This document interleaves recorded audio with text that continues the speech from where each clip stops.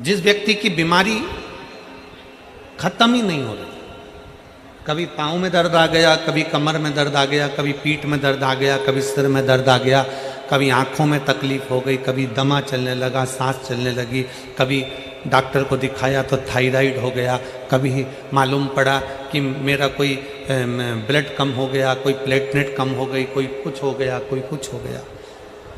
Doctor को दिखाओ। हमने कल भी कथा में कहा था, परसों भी कहा था कि डॉक्टर शिव का एक रूप होता है, उसको दिखाओ। डॉक्टर जो दवाई दे कुंदकेश्वर महादेव के नाम से उसको खाओ। पर कभी अगर मौका लग जाए, तुमको ऐसा लगे कि ये शरीर का रोग तो समाप्त तो हो ही नहीं रहा, एक ना एक रोग चल ही रहा, ये रोग समाप्त होने का नाम ही नहीं ले रहा, समाप्त ही नहीं हो रहा, ये तो समाप्ति की ओर जा ही नहीं रहा। फिर पिपलेश्वर महादेव का नाम लेकर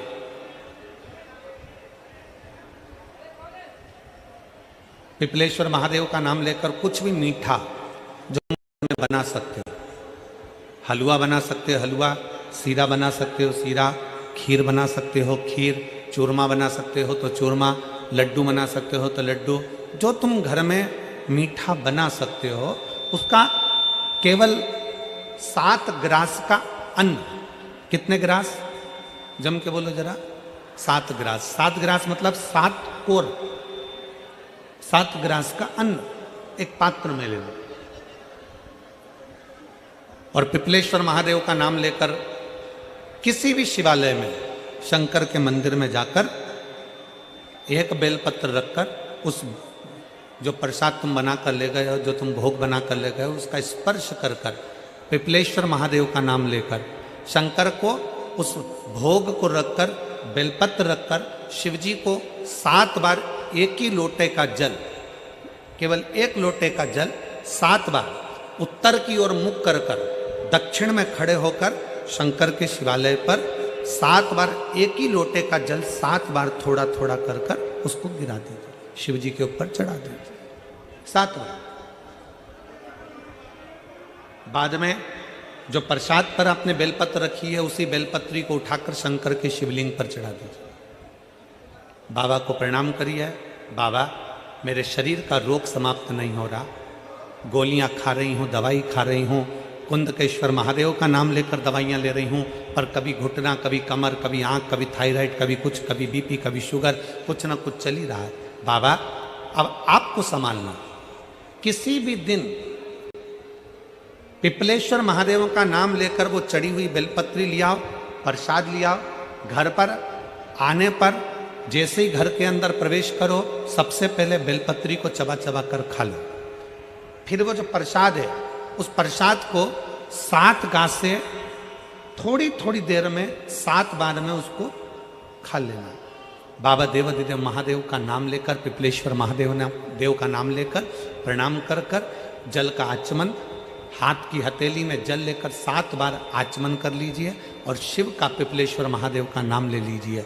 धीरे धीरे 15 दिन लगेंगे और 15 दिन में बीमारियां अपने आप कम होना प्रारंभ हो जाएगी और बाबा आपका हाथ पकड़कर आगे बढ़ाएंगे। शिव तत्व की प्राप्ति 5 दिन की फरीदाबाद में शिव महापुराण की कथा हरियाणा की इस पवित्र भूमि पर 5 दिन की चल रही है। आज कथा का 4th दिवस है। कथा के माध्यम से आज कथा की शिवरात्रि है। आज कथा की शिवरात्रि। कल कथा सुबह 8 बजे से 11 बजे तक हो जाएगी इस पंडाल में, टीवी पर 2 बजे से 5 बजे तक आ जाएगी। कल कथा टीवी पर 2 से 5 आएगी।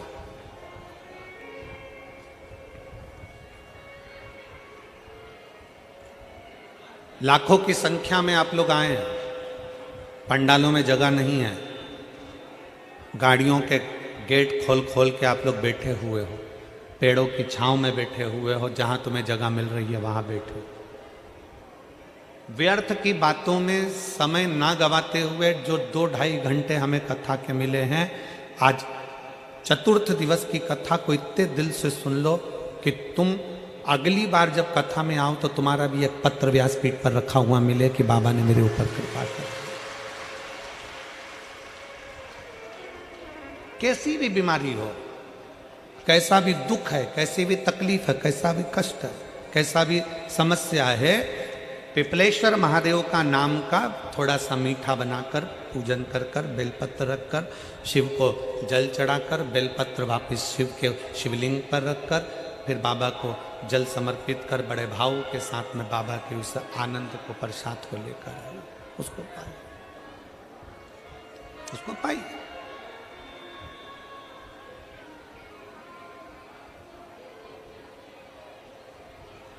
पर भाव के साथ